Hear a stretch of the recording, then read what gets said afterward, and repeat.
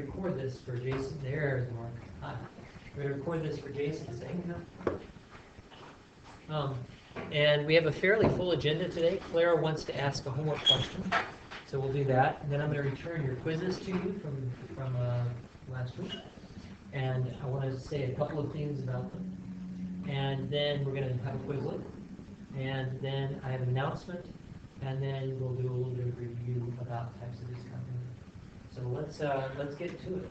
First, your question, Claire. All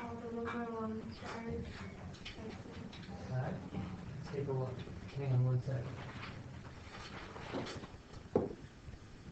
Okay, so the question was number 3. Show that the function h of x is int of x is not continuous at x equals 1. That's the question.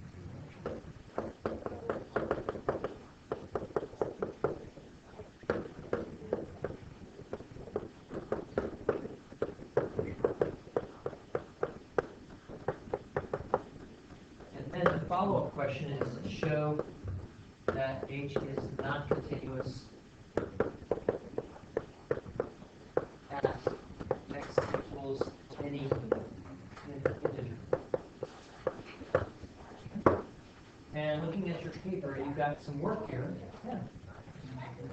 You have limit of x goes to 1 from the left, int of x is 0. Then you have the limit as x goes to 1 from the right of int of x is equal to 1. From this, you conclude that the limit as x goes to 1 of int of x does not exist. It's a good conclusion. Okay. So how does that relate to showing that f is continuous or not continuous? Remember that the definition of continuity is that the limit as x goes to c of h of x should equal h of c. But if we want to show that h is not continuous, then we want to show that the limit as x goes to 1 of int of x does not equal int of 1. Well, as soon as we get that the limit does not exist, we're done. Because a value that does not exist cannot possibly equal any value. So, if the limit doesn't exist, not continuous. If the function doesn't exist, not continuous. Does that make sense? So then here, we would generalize. We would say, let n be any integer. And now we take the limit from the left, int of x, and from the right.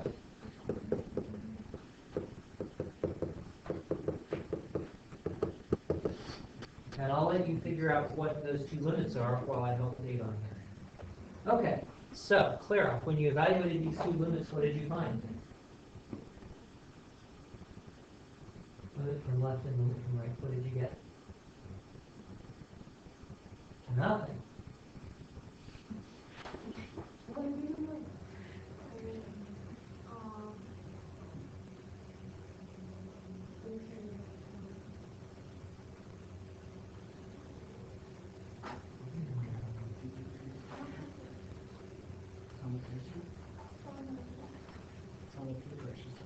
Oh, it is, but I want you to think through it now. If you're not sure, try to pick an example for yourself. Pick an integer. 1. Well, we already did 1, yeah. And when we did int, as limit as x goes to 1 from the left of int of x, what did we get? And when we went from the right? Okay. So now extend that. What if you did 2? What would be the limit as x goes to 2 from the left of int of x? Why?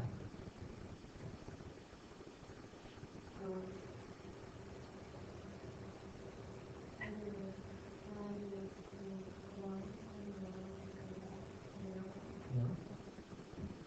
Okay, so you see a pattern, and does that pattern have to work for every integer? Not sure. So let's think about int of 2. Pick a number that is close to 2, but less than 2.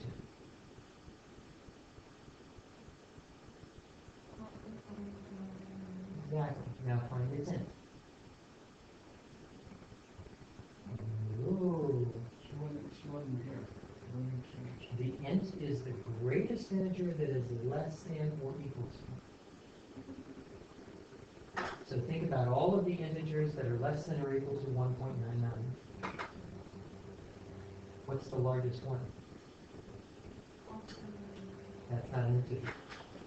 I didn't learn.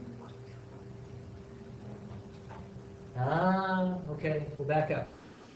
Do you know what integers are? No. Integers are all of the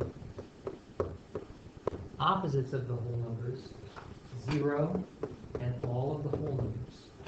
Those are integers. And int of x is the greatest integer that is less than or equal to x. Okay, now let's take this in two parts. First of all, less than or equal to x, and then the greatest. So if I have int of 1.5, then I think about 1.5 on the number line, and I think of all of the integers, -3, -2, -1, 0, 1, here's 1.5 and then 2, all of the integers that are less than or equal to 1.5 are all the integers up to 1. 1 is the biggest. So int of 1.5 is equal to 1. What about 1.99? Well, all of the integers up to 1.99, the largest one, 1. What about int of 2? All of the integers less than or equal to 2 includes 2. So 2 is the largest one. So we have int of 1.99 is equal to 1. Int of 2 is equal to 2. And in general, if I approach 2 from the left, int of x is going to be 1. But if I approach from the right, I get 2. If I approach n from the left, 1. from the left,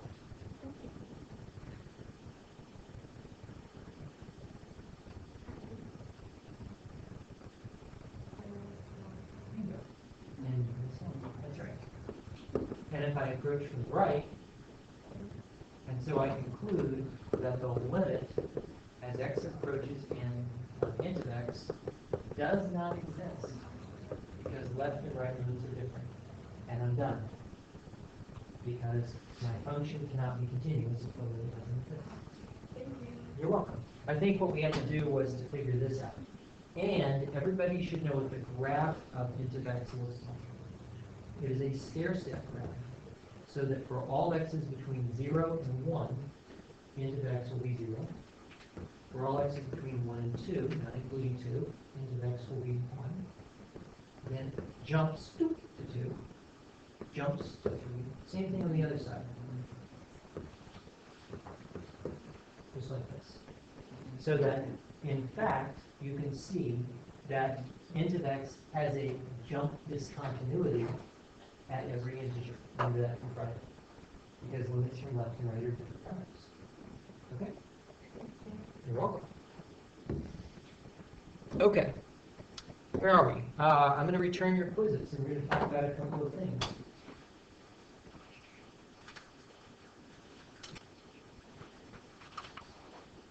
The quizzes were generally good. We need to talk about a couple of things. Sometimes it's possible to go off the rails here. Claire, where did your quiz? Did you not take a quiz? No, I did it. You I took it? gave it to you and then you Yes, I did. Friday. Yeah, they give it back to you. Did I give it back to you? I remember grading it. Clear expression. Here it is. It means that you expressed yourself clearly. I did or I didn't. know mine is more clear.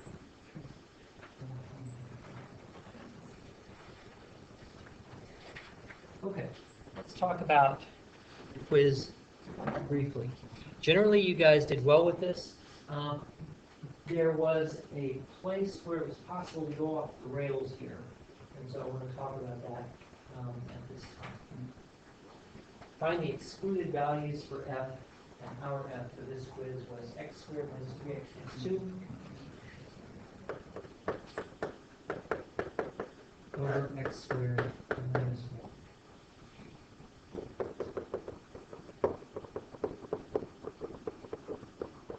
The excluded values are going to be the values that are not in the domain of the function. And they are not in the domain because they would cause division by 0. And so that means that to find the excluded values first, I need to set the denominator equal to 0 and then solve.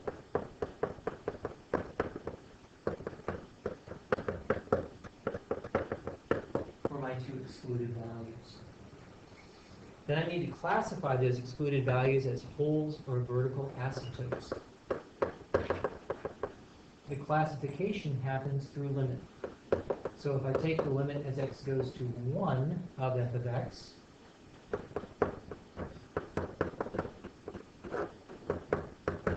then I first check the form of my limit off to the left over here. And when I check that form of limit, I observe that my form is 0 over 0. What do we call the form 0 over 0? It has a name. Nope. Nope. Don't fall for the newbie mistake. This form does not guarantee a hole. It does not. It frequently is associated with holes, so easy mistake to make, but it does not guarantee a hole. And I'll explain that in a minute. What's that? No. Math is a language, and you have to know the vocabulary. And I have said the name for this form several times. Make sure you grab it this time, because you need to know it. This is called the indeterminate form.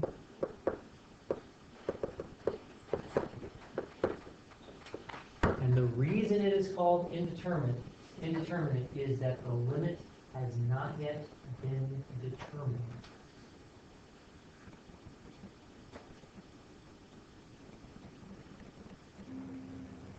And what does the indeterminate form tell me?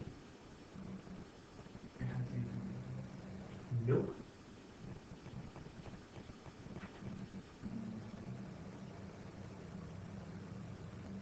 This also, I've said several times, and you have to be very clear in your mind about it, because students will make dumb mistakes on this one. The fact, Tony, that I get 0 right here in the top, what does that tell me about x squared minus 3x plus 2?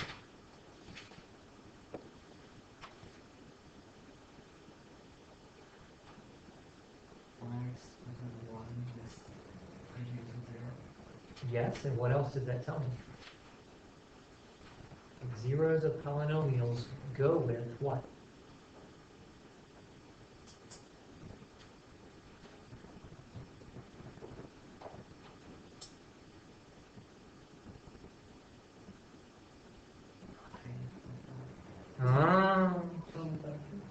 Factors.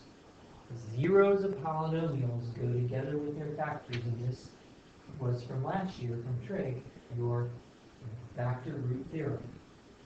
P of r equals 0 if and only if x minus r is a factor of px. So, immediately I get a 0 and 1. This means that x minus 1 is a factor of p of x. And x minus 1 is a factor down here in the denominator of q of x. What's the other factor up top? Yes. Now I want everybody to hear this clearly. Jennifer's not quite hearing me clearly. Okay, I want you to hear this clearly because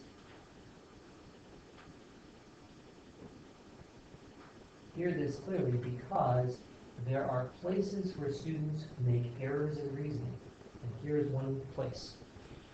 When I get the indeterminate form 0 over 0, what this tells me is that there is a common factor that can be canceled in the numerator and denominator. That is all that it tells me. It does not tell me that there is a hole in the graph. It does not. And it does not tell me that the limit is infinity. It does not. And it does not tell me that the limit is 0. None of those things. It tells me only that there is a common factor that can be canceled. Now, let's cancel that factor and find that limit. And when we do find that limit, what do we get?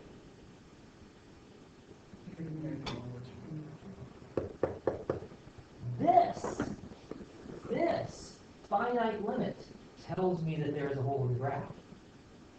Or, to put it in the language of Friday, it tells me that there is a point discontinuity in the graph.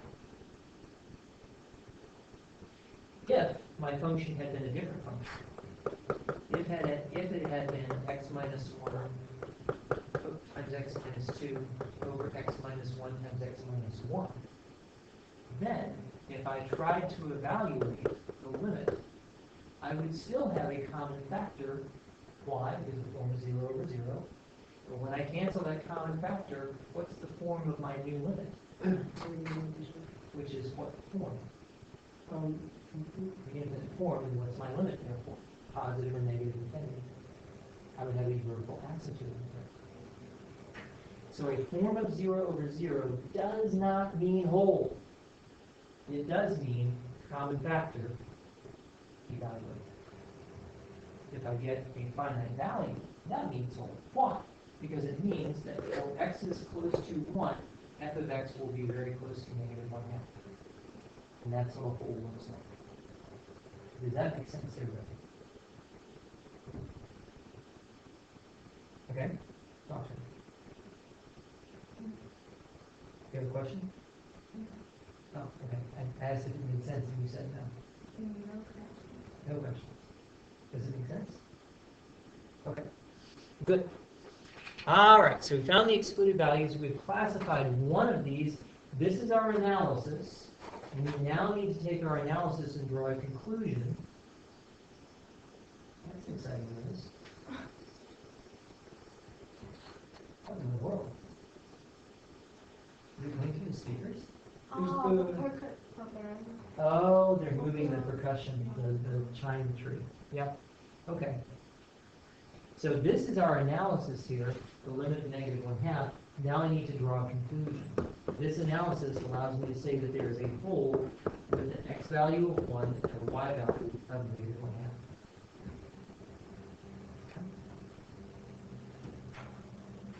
What about as x goes to negative 1? The limit as x goes to negative 1.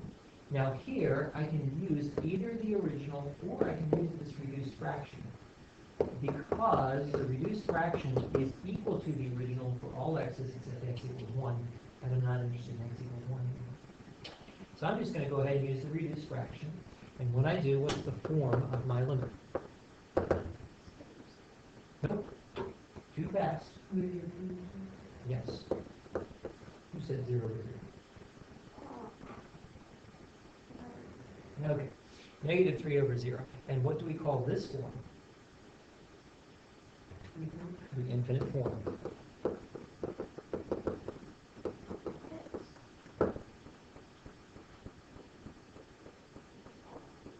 And this form indicates that I will have a vertical asymptote in my graph, but I'm going to go ahead and evaluate from the left and from the right separately, so that I will be able to, I'm setting myself up now to draw the graph there. And for this, I want to use sign analysis. Now, some people were really sloppy in the way in which they express themselves. The sign analysis belongs over here. It is not equal to a value. I cannot say that this limit equals plus over minus. That doesn't make any sense. The sign analysis goes over here. And in particular, as x goes to negative 1 from the left, I take a number less than negative 1, add 1, I get a number less than 0. take a number less than -1, but greater than -1, add 1, I get a number greater than 0. So the work really needs to look pretty much like this. And now, having done this, we draw our conclusion, a vertical asymptote at x equals -1. Please note that the vertical asymptote is not -1. It is a line with the equation x equals -1. Okay, any questions so far? And in particular, for Tony here. Tony put his forms into the stream of equalities here. The forms are not values, they cannot be equal to anything. Does that make sense? Yeah. And that's why I circled that and took off ones. Okay. Let's see. The next thing is to compute or find the horizontal asymptotes. The horizontal asymptotes are found by limits at infinity.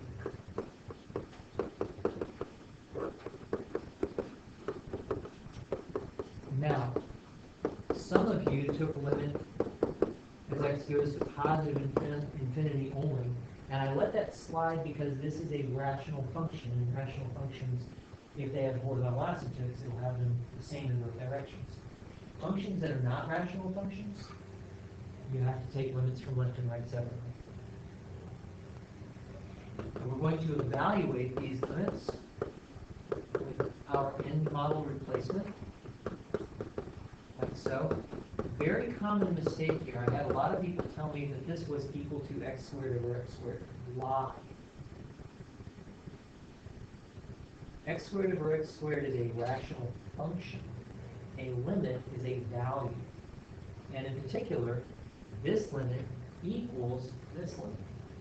And it's not that this function and this function are the same function, it's that their limits at infinity have the same value. So we have to be very careful about what we're saying so that we don't overplane things. I'm not saying this function equals that function. I'm not saying this limit equals a function.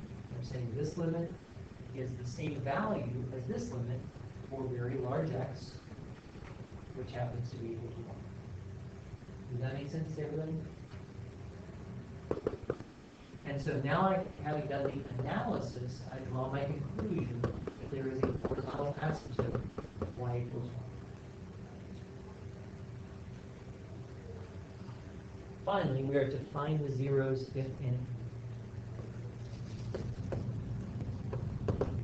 To find the zeros, we need to find the places where f is equal to 0. In other words, where its numerator is equal to 0.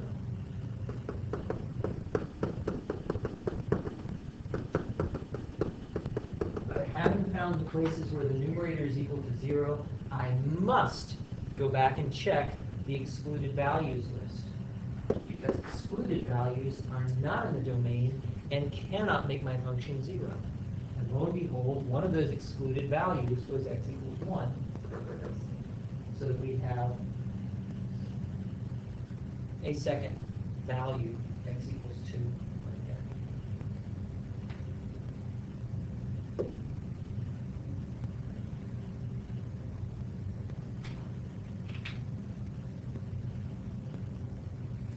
Now we're ready to graph.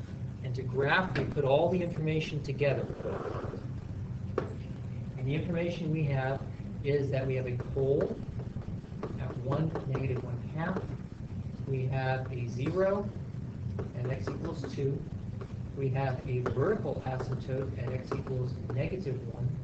And we have a horizontal asymptote at y equals 1. So we draw all of those features here, here.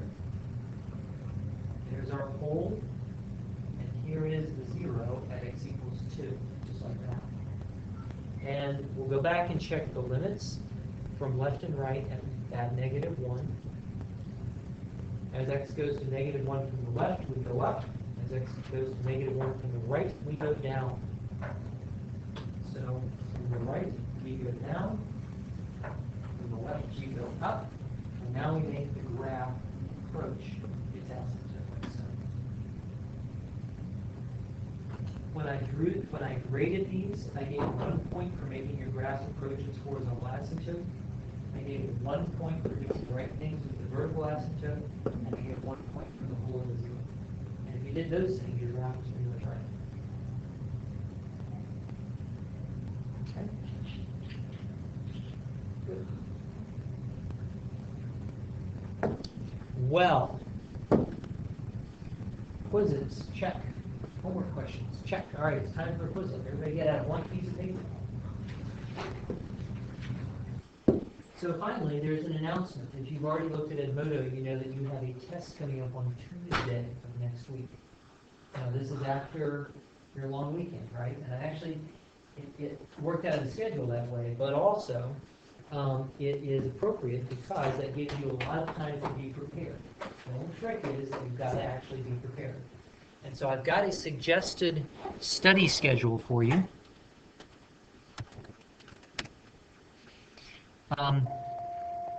Well, there you go. There's the bell. What was the box? Yep. Now, you'll notice on Thursday, Friday, you guys will be gone, right? You'll be at home. And also on Monday, you'll be at home. I have some suggested studying for you to do. And notice how I start. Study your theorems first. Why? Because all of math is derived from our definitions and theorems, right? And if you know the language of those, then it will seem a lot less mysterious and complicated to you. Then, on Friday, practice your limit techniques. And then on Monday, practice finding and classifying points of discontinuity until you're really good at it. Okay? If you think back through everything that we've done a lot. If you take it in small pieces, a little bit each day, you'll be fine. You'll say, this is no problem. If you try to do it all the night before, you're going to be overwhelmed, and you're going to walk in nervous, and you're going to walk in not knowing it very well, and you're going to have a hard time. Okay? A little bit every day. Yes. Oh, do you know how to do that homework tonight? Yeah. I don't know if we need to go over some of the problems. No, but I did put a 5-minute video that's helpful to you for some of that homework. Okay. Outside of the